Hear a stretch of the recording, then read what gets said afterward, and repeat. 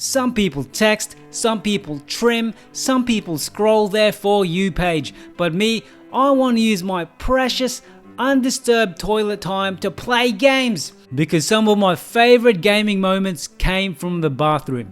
Here's what I played most in the toilet in 2023 and why maybe you should play these games too. Before we start, what's your favorite gaming memory in the toilet? Let me know in the comments after watching this video, and don't forget to like and subscribe, and if you're feeling generous, donate a thanks, because toilet paper costs cash, baby. The first is the most obvious game to my followers, which is another Eden.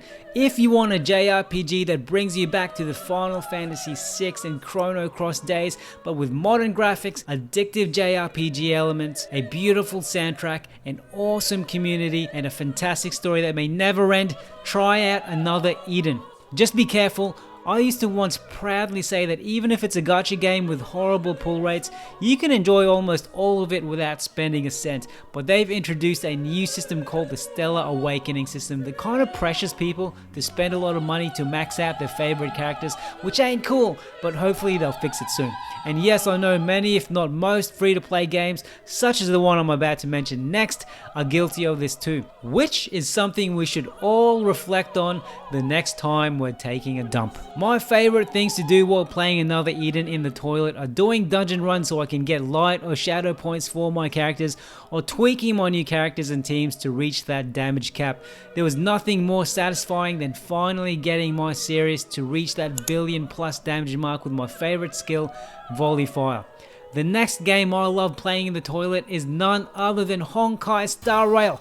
Since it won Mobile Game of the Year, you can already tell it's perfect for those times when you're at work or at a social event where you can't be bothered being human, so you go and sneak in that quick 20-minute toilet break to watch unrealistically dressed anime women destroy giant robots.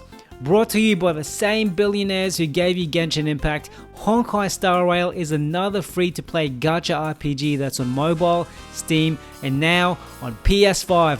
So if you've got yourself a PlayStation Portal or Steam Deck, here's another one you can have cranking before hitting flush. Or if you live in one of those countries that doesn't have flush, because I've lived in many of those countries, believe me, here's another one you can have cranking before you chuck that bucket of water into the bowl to break your poo and hopefully force it down the pipes.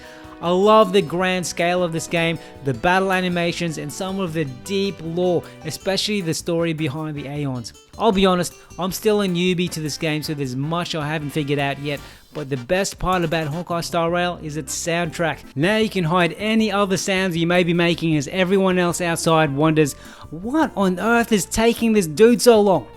The third game is the most popular because what better way to spend your time dropping logs than to play a game that literally lets you drop logs. This game was voted by IGN as their game of the year, and of course it's Legend of Zelda Tears of the Kingdom. It's probably one of the most beautiful games you can find on Switch, and it's pretty rare for someone to say anything negative about this game. But I gotta warn you, there's so much freedom in this that for those who are expecting something linear, you could get easily lost for hours trying to do the least productive things, which can make you feel guilty, like combining logs to make funny shapes out of them, or finding as many ways to torture Korok. Or you may simply find yourself dying again and again, and then when you finally look up, it's 5 PM, it's been 8 hours, and your bare butt is still out in the open. My favorite part about playing Tears of the Kingdom in the toilet is that it lets you be a child again. You can run around, experiment, and break things all while pooping. The challenge is, because it's on Nintendo Switch, you can't just hide the device in your pocket after coming from the toilet like you can with your mobile phone, which can be difficult if you're in a workplace that doesn't let you bring a Switch in the first place. To solve this problem, just hide it in your shirt, or say that having a Switch is part of your cultural identity. And here's a bonus game for you. I know a lot of kids play games, but when you hit that sweet spot called adulthood, sometimes poo can rain all over your life, quite literally. Dramas come in left, right, and center, and everyone just asks you for money, even if you're broke. So a game I like to play is called Staring at the Wall Until You Catch Your Breath. What you do is, while everyone and everything just keeps nagging at you for this and that and for more money and more money and more money, you just rush to the toilet, sit down and stare at the white wall in front of you and think of nothing until you blow a huge therapeutic fart.